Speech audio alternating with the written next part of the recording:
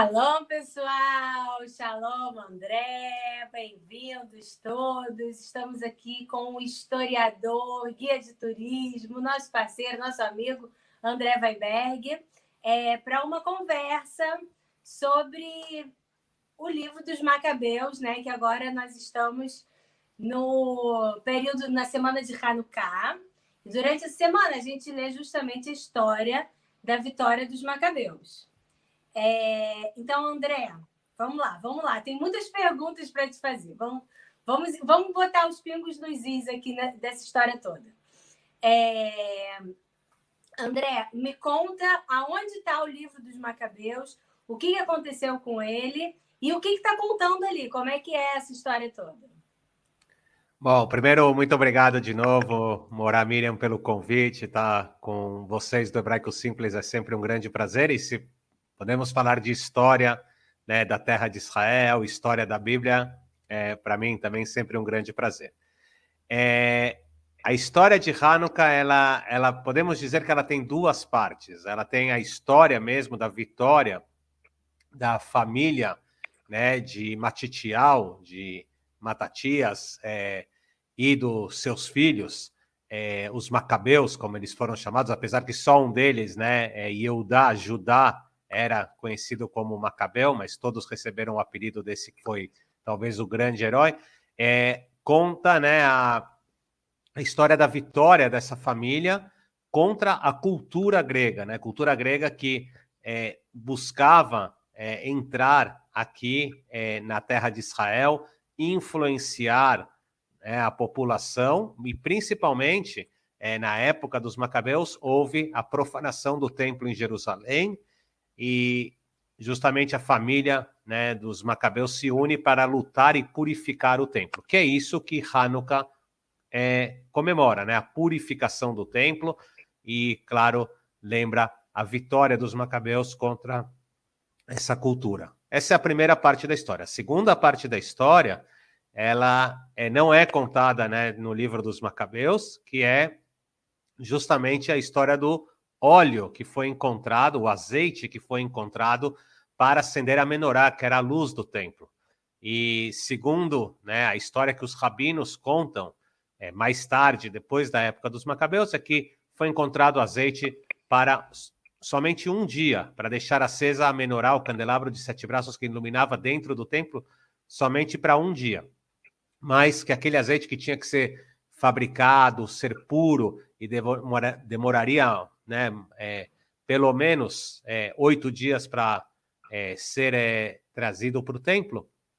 Então, o que acaba acontecendo é que esse pequeno pote de azeite que duraria um dia acaba durando 8 dias, quer dizer, então nós temos aqui um milagre que é também comemorado em Hanukkah. Então, em Hanukkah a gente tem essas duas histórias, a vitória dos Macabeus e o milagre, né, do azeite, que em vez de ficar aceso um dia, a menorá ficou acesa durante 8 dias. E qual parte dessa história que está no livro, então?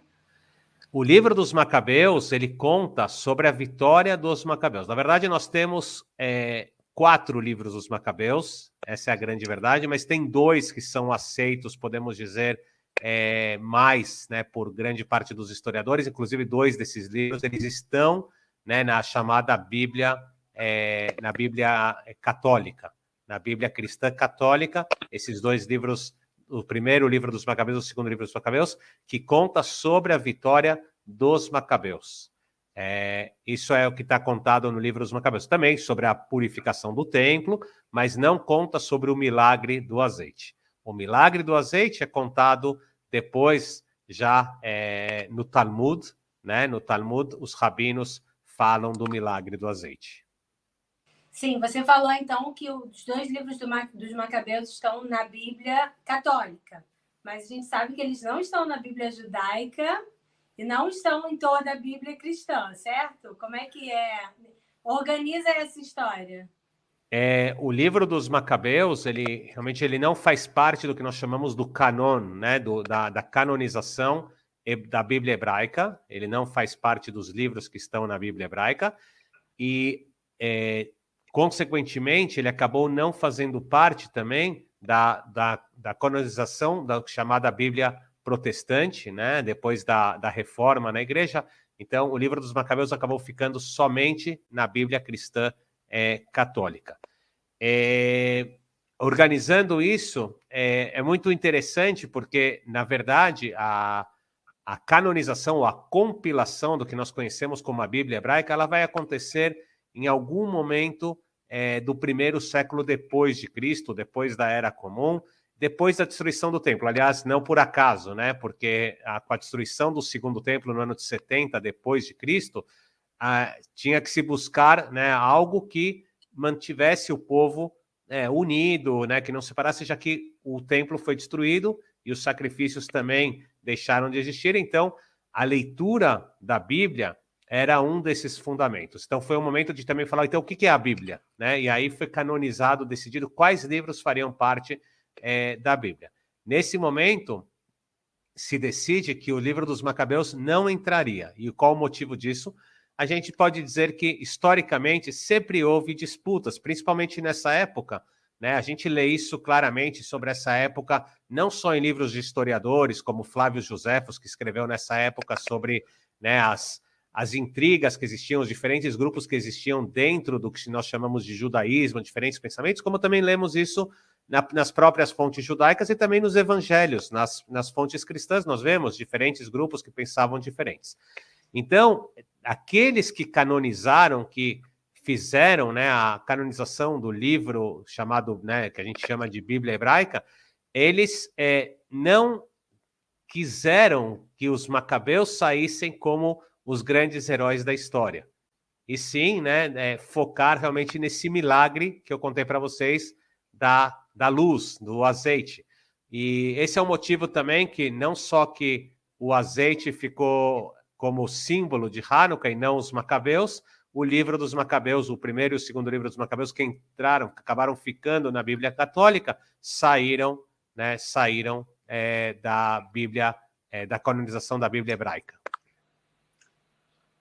Ok, entendemos. Então, o livro dos Macabeus não está dentro da compilação ou do cânone judaico, mas a gente tem a festa de Hanukkah que relembra a história dos Macabeus. Assim, ela acabou ficando na tradição judaica de certa forma, né? A história. Tanto é que nós estamos contando ela agora, justamente nessa semana de Hanukkah. Enfim, a gente conta essa história todos os anos. A partir de quando a gente sabe, assim, a gente sabe que tem Hagim, tem festividades que estão na Bíblia, na Torá, nos Pentateucos, né? O Ano Novo, Pêssar, tudo isso. E tem algumas festividades judaicas que não estão lá. Uma delas é Hanukkah. A partir de quando a gente começa a realmente celebrar Hanukkah? Excelente pergunta, Amora Miriam. A verdade é que eu falei, né, que a gente em Hanukkah, né, a gente lembra a vitória dos Macabeus e também o milagre, né, da luz, da Hanukkah, né, que em vez de durar um dia o azeite para acender a menorá, durou 8 dias. Agora, quando começam a comemorar Hanukkah, talvez seja até antes da história dos Macabeus. Por quê? Porque a origem de Hanukkah e até a ligação com a luz está ligado a algo que não só os judeus talvez comemorassem em épocas anteriores, mas outros povos com certeza comemoravam no hemisfério norte, nessa época do ano, que é justamente a época, nós estamos entrando aqui, né, na terra de Israel, em todo o hemisfério norte, no inverno. Então, a época de Hanukkah é a época do chamado solstício de inverno, é quando os dias vão ficando cada vez mais curtos, quer dizer, nós aqui em Israel hoje, né, às 4:30 da tarde já está noite, né, eu estou tão cansado às 4:30 da tarde que eu penso que já é 11 horas da noite, porque tão escuro que está. Mas porque, e aí o homem na antiguidade achava mesmo que o mundo ia acabar, o dia vai ficando curto, quando ele via que acabava, né, aí o inverno, os dias começavam de novo a aumentar a luz, o período, eles faziam grandes festas para a luz, agradecer a luz que voltava. Então, a origem, provavelmente, de Hanukkah está ligada, primeiramente, a isso, a luz, a festa da luz, né? Que cada povo, os povos no paganismo viam isso como um deus da luz, tudo, né? No judaísmo eles comemoravam... É um dos nomes da festa, né? Hagurim. Exatamente, a festa festa das luzes, a festa das luzes.